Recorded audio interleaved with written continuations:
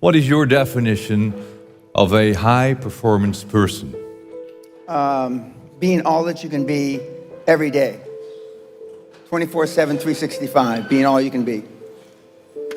If we would like to improve the quality of our lives, personally and professionally, what would be your advice?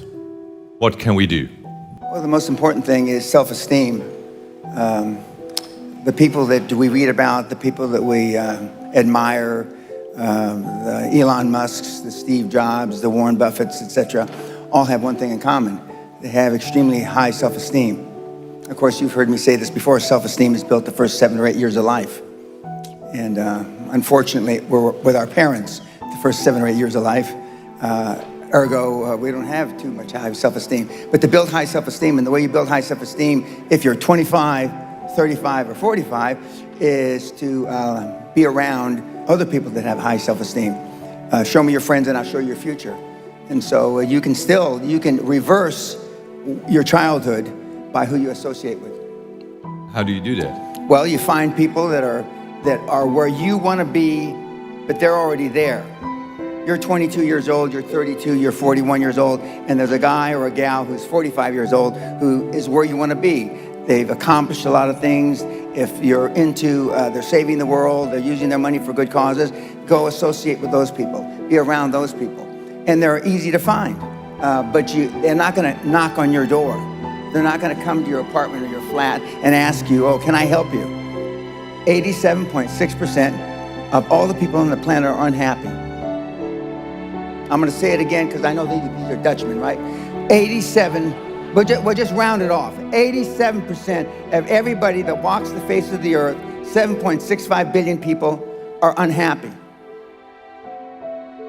So what went wrong? Well, I mean... Where did it start? Well, if you were born in Biafra, I mean, the odds are against you. But if you were born in the Netherlands, which a lot of you were, rightly or wrongly, you had a better chance, a better opportunity than the poor kid born in Biafra. Okay? What have you done with it? If anything. You have not used the opportunities, whereas the people in the third, fourth, fifth world countries use those opportunities to be all they can be. And money's not everything in the world, but money's the only thing anybody keeps track of. How many of you can actually say that you're trying to be all you can be? If you want to be all that you can be, and if you want to be a high-performance person, and you don't have to be, I mean, 98% of all the high-performance people on the planet are introverts. Elon Musk, Warren Buffett, Bill Gates have something in common. How many of you have kids? How many of you would like to have your kids grow up just like your parents? You know the answer, don't you? Close to zero. Because they were shitty role models. Now, I'm not going to ask the second question. How many of you would like your kids to grow up and be like you? I did know Steve Jobs. I do know Elon Musk. I do know Warren Buffett. I just named 5 of the greatest names in business in the last 150 years. And they all have one thing in common. They're ball busters. They're hard as fucking nails. Success leaves clues, kids.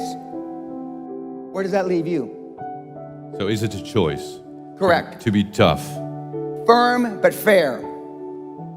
What's the fair part? Because I can imagine that most people think you're so tough, so, you know, courageous, but tough. Yeah, well, see, you want to fit in. I'm the only speaker that you're ever going to hear that really, with all his heart, doesn't give a shit. If I leave here, you liking me, I did something wrong. Don't you understand? Don't you get it? You think Elon Musk wants to fit in? We know the answer is no, right? You want to fit in because you had poor role models at home. Most everybody in this room is a pleaser. You want to be liked, but being liked doesn't get you a raise when you're working for whoever you're working for. Efficiency, accountability. Most people that come to seminars are there because they weren't held accountable when they were growing up. There used to be a saying when I was growing up, which is very politically incorrect now.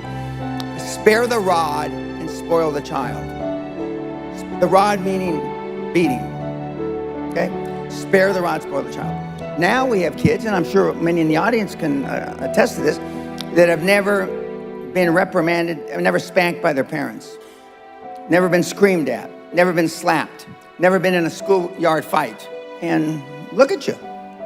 What kind of sacrifices are you willing to be super successful? 60 hours a week. Nobody is willing to work 60 hours a week to be successful.